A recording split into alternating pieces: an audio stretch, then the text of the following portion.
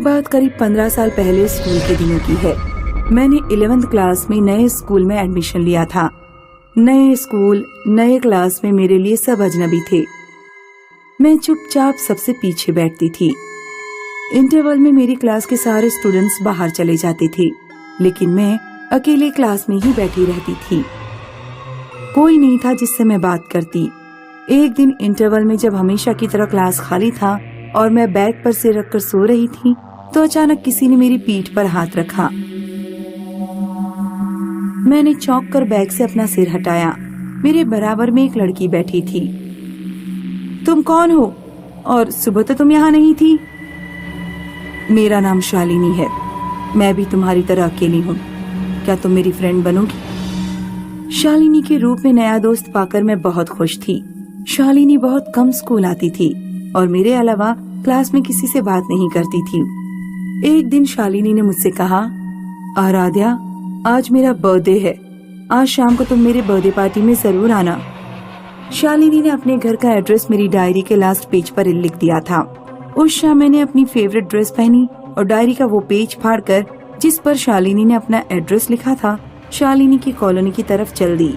वो railway colony का address था जो रेल लाइन के पास पड़ती थी। उस शाम मौसम खराब हो रहा था। काले बादल छा रहे थे और आंधी जैसी चल रही थी। मैं रेल की पटरियों से कुछ दूरी पर थी। मुझे ट्रेन की आवाज सुनाई दे रही थी। मुझे लगा जैसे सामने ट्रेन की पटरी पर शालिनी खड़ी है और मुझे हाथ दिखा रही है, लेकिन आंधी के कारण मुझे साफ नहीं दिख रहा था। ट्रेन शालिनी के करीब आती जा रही थी, लेकिन वो पटरियों से हट ही नहीं रही थी और मुझे हाथ दिखाई जा रही थी। इससे पहले कि मैं उसे चिल्लाकर आवाज देती, ट्रेन ने उसे कुचल दिया।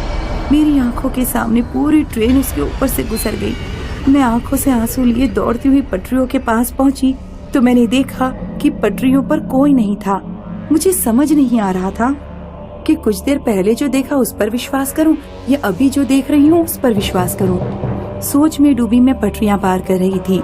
मुझे अपने कान के पास ट्रेन का हॉर्न सुनाई दिया। एक आंटी ने मुझे हाथ पकड़कर खींच लिया और ट्रेन मेरे पीछे से गुजरने लगी। मरना चाहती है क्या लड़की? ट्रेन की आवाज सुनाई नहीं दे रही थी क्या? दरअसल मैं सोच में डूबी हुई थी। उतनी ही देर में दूसरी ट्रेन आ गई थी और मुझे पता ही नहीं लगा था।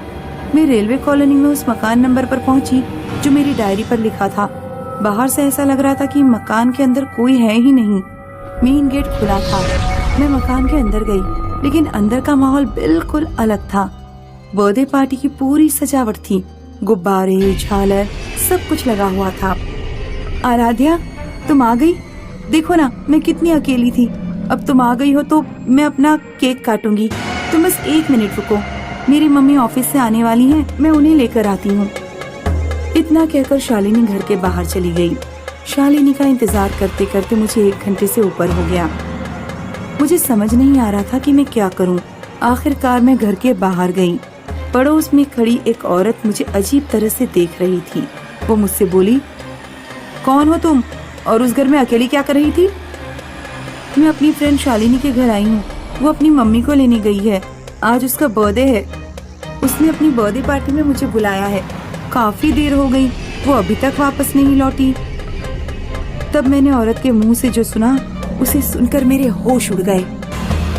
5 साल पहले इस घर में पूजा और उसकी बेटी शालिनी रहते थे। दोनों माँ बेटी एक दूसरे के लिए जीते थे। उनमें बहुत प्यार था। एक रात जब शालिनी का बर्थडे था, शालिनी ने अपने घर की खूब सजावट की। शाम को उसकी मम्मी ऑफिस से लौटती थी। वो अपनी मम्मी को लेने गई और रेलवे लाइन पर ट्रेन से कट गई। शालिनी की माँ ये सदमा बर्दाश्त नहीं कर सकी और उसी समय दूसरी ट्रेन आ रही थी और उन्होंने ट्रेन के सामने कूदकर आत्महत्या कर ली। तब से ये मकान खाली पड़ा है। मेरे हाथ पैर कांपने लगे और मैं तुरंत अपने घर लौट आई। आज मैं किसी को भी जब ये किस्सा सुनाती हूँ तो कोई मेरा विश्वास नहीं करता, पर मैं जानती हूँ कि मैंने शालिनी की आत्मा को देखा था और उससे बात भी की थी। अर्पित और देव दिल्ली में जॉब करते थे। उनकी सैलरी ज्यादा नहीं थी, इसलिए उन्होंने शहर से थोड़ा बाहर एक सस्ता फ्लैट लिया था। 6 मंजिल की बिल्डिंग में उनका 4th फ्लोर था। 2nd फ्लोर पर मकान मालिक रहते थे। अर्पित और देव को अक्सर रात में अपने ऊपर वाले फ्लोर से डीजे बजने की आवाज सुनाई देती थी। अर्पित, रात के 2 बज रहे हैं। जरा यार ऊपर वालों से मना कर जाके कि डीजे बंद कर दें। अर्पित ऊपर 5th फ्लोर पर जाता है। वो देखता है कि मेन गेट का दरवाजा पहले ही खुला हुआ है।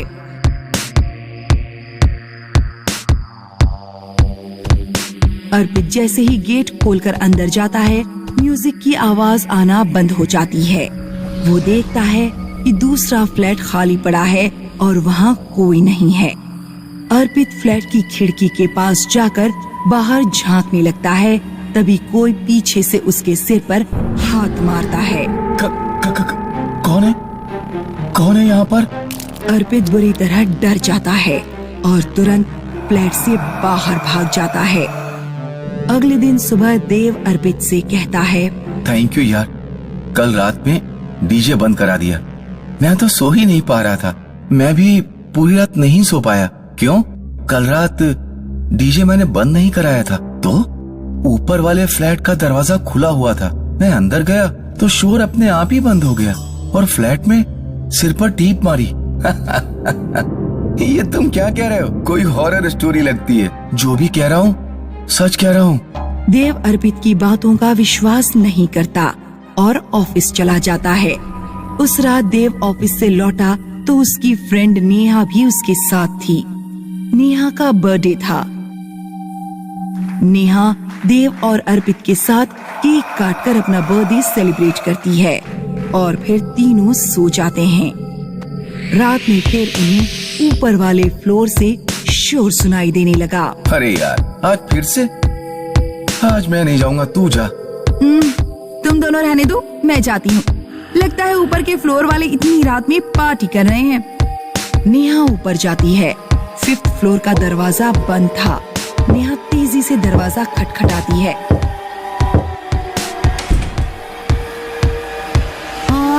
कोई है यहाँ पर?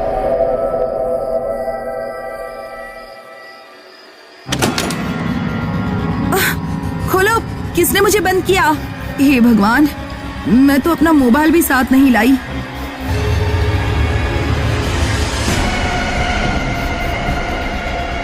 अर्पित, देव, क्या कोई मेरी आवाज सुन पा रहा है?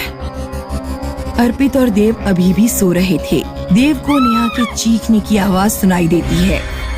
देव तुरंत बेड से उठता है और ऊपर के फ्लैट की तरफ भागता है। फ्लैट का गेट बंद था। नेहा,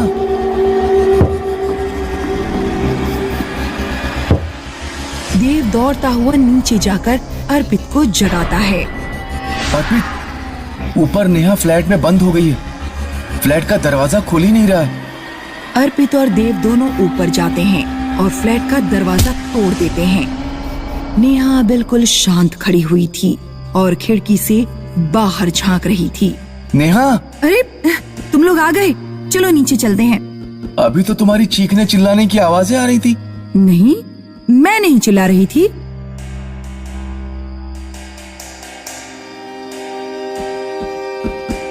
नेहा, देव और अर्पित सो जाते हैं।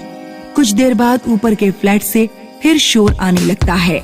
अर्पित की आंख खुलती है तो वो देखता है कि नेहा अपने बिस्तर से गायब है। देव, उठ। नेहा कहाँ चली गई?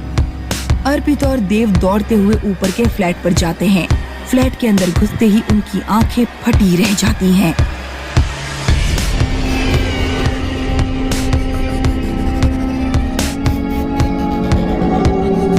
अर्पित और देव किसी तरह नेहा को जबरदस्ती उठाकर नीचे ले आते हैं। नेहा देव का गला घोटने लगती है। अर्पित किसी तरह रस्सी से नेहा के हाथ बांध देता है। देव और अर्पित उसी समय 2nd फ्लोर पर मकान मालिक के पास जाते हैं। ये आपकी बिल्डिंग में टॉप फ्लोर पर क्या हो रहा है? 7 साल पहले की बात है। 2 लड़के और 2 लड़कियों ने सबसे ऊपर वाला फ्लैट लिया था। वे लोग शहर में नए नए आए थे। शुरुआत में तो उनकी जिंदगी ठीक चली, लेकिन फिर किसी कारण से उनकी नौकरी छूट गई।